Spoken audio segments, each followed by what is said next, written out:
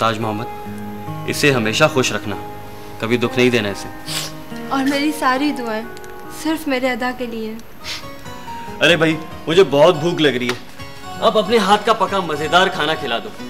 सुबह से इन कामों के लिए निकला हूँ। अब जाओ, तुम्हारी हांडी जल रही है। मैं बस अभी लेकर आती हूँ।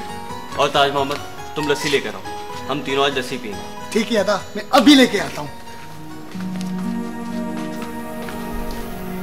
खुदा करे ये दोनों हमेशा इसी तरह खुश रहें।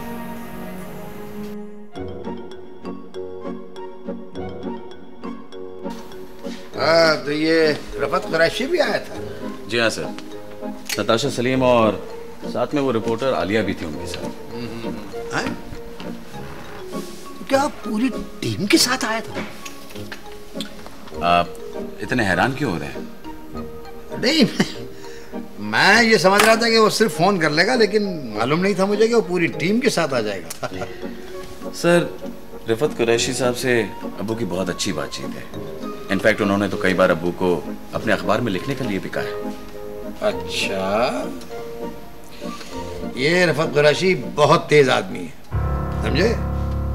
उसे मालूम है कि तुम मेरे यहाँ मुलाजमत करते, फिर भी तुम्हें काटने की कोशिश कर रहा है वो। शहनाज साहब, उन्होंने मुझे नहीं, मेरे अब्बू से कहा है। वो पहले तुम्हारे अब्बू को काबू करना चाहता है, फिर तुम्हें। बरसों से जानता हूं मैं रफत कुरैशी को।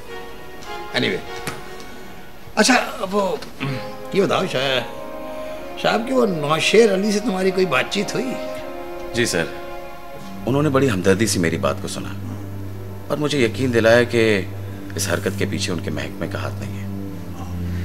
लेकिन मेरा ख्याल है कि अब्बू की वापसी उनको फोन करने का ही रद्द अमल है। ये बात मैं भी यही सोच रहा था कि ये इतनी जल्दी उनकी वापसी कैसे मुमकिन हुई। बहरहाल सर, अल्लाह का शुक्र है कि अब्बू घर वापस आ गए। हाँ, नहीं, अल्लाह का शुक्र है, अल्लाह का शुक्र है। अरे साहब, वो खलील आलम साहब के गांव वाले मसले का क्या हुआ? सर, मैं तो ये खबर सुनते ही फौरन वापस आ गया। दोबारा जाओगे? देखते हैं सर क्या बनता है। हाँ ठीक है, लेकिन मेरे हिसाब से। हेलो सर, क्या हुआ? आपने फोन बंद कर दिया और बात भी नहीं की। शहनाज साहिबा से बात करना चाहते हैं। कहां से लाऊं मैं साहिबा? नहीं, तुम बताओ मैं साहिबा कहां से लाऊं? मुझे लगता है कि ये टेलीफोन अटेंड करने के लिए एक शहनाज नामी खातून को अपने दफ्तर में मुलाजिम रखना पड़ेगा मुझे। वो खातून निहायत भद्दी किस्म की होनी चाहिए। क्यों सर, आप नहीं चाहते कि वो शहनाज आपकी तरह खुशशक्ल हो? नहीं नहीं नहीं, मैं खूबसूरत शहनाज का रिस्क लेना नहीं चाहता। मालूम है लोग टेलीफोन करने के बजाय डायरेक्ट दफ्तर आना शुरू हो जाएंगे। नहीं भाई, नहीं नहीं नहीं नहीं, बिल्कुल नहीं। ये देखो फिर फोन किया उसने। अबे मैं ये पूछ रहा हूं तुझसे कि क्या। अरे यजदानी साहब, अरे माफ करना। अरे I am so sorry, I am so sorry. नहीं नहीं, वो आपको तंग कर रहा था फोन पे। अरे I am sorry, I am sorry. हाँ, वो अपने साहबजादे को भेज दें, वो देखते हैं भी क्या कर रहा है। 1 सेकेंड, सॉरी।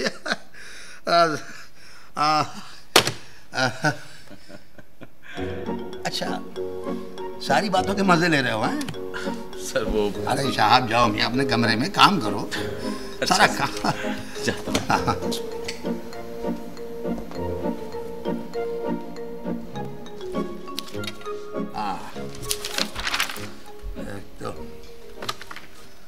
अब हर कोई गुनगुनाएगा दिन रात और दिल खोल कर करेगा गानों में बात, क्योंकि टॉप शॉप म्यूजिक बॉक्स से मिल।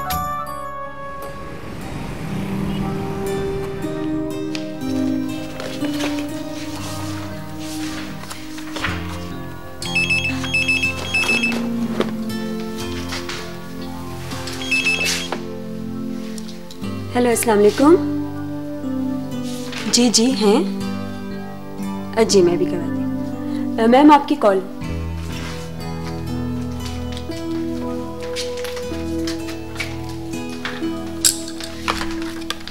हेलो, शाह गजनवी अर्ज कर रहा हूँ। जी साहब, कहिए, कैसे फ़ोन किया? आपसे मुलाकात का शर्फ चाहता हूँ। खैरियत? जी वो आपसे बात हुई थी ना हॉस्पिटल में। ओह हाँ, शायद इब्राहिम खलील और उनके ख़ानदान के बारे में। देखिए, इब्राहिम खलील से मेरी जो भी बात हुई थी प्रोग्राम के हद तक हुई थी। अब उससे ज़्यादा मैं आपको कुछ नहीं बता सकती। देखिए, जो बात मैं आपसे कहना चाह रहा हूँ वो इससे मुख्तलिफ है। मुझे आपसे कुछ पूछना नहीं बल्कि कुछ बताना है। क्या? अगर फोन पे कहना होता तो मिलने की बात क्यों करता?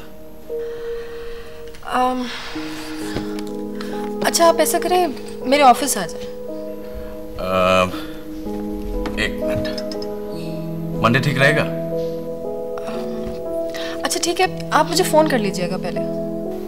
डेफिनेटली, आप जैसी मसरूफ जर्नलिस्ट से कोऑर्डिनेट करके ही आऊंगा। जी ठीक है, ओके, खुदा हाफिज़।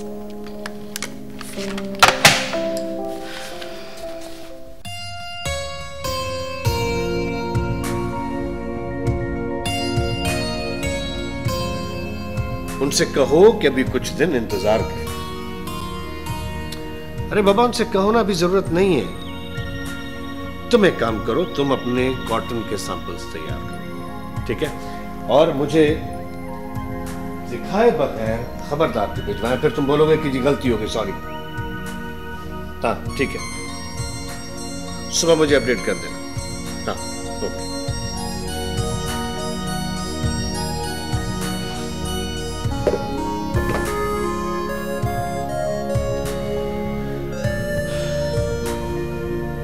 हाँ नसीर, वो बोर्ची से बोलना कि मेहमानों के खाने में जो है मिर्ची और नमक वो कम डालें। हाँ बाबा, जिसको जरूरत होगी वो ऊपर से डाल देगा ना। ठीक है।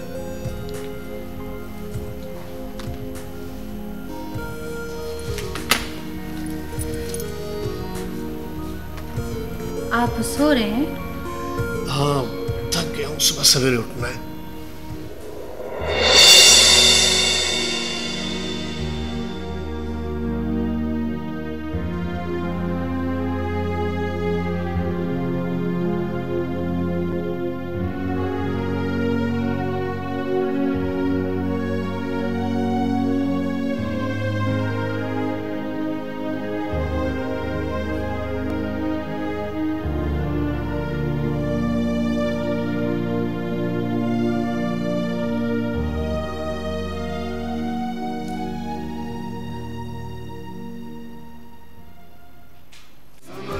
जी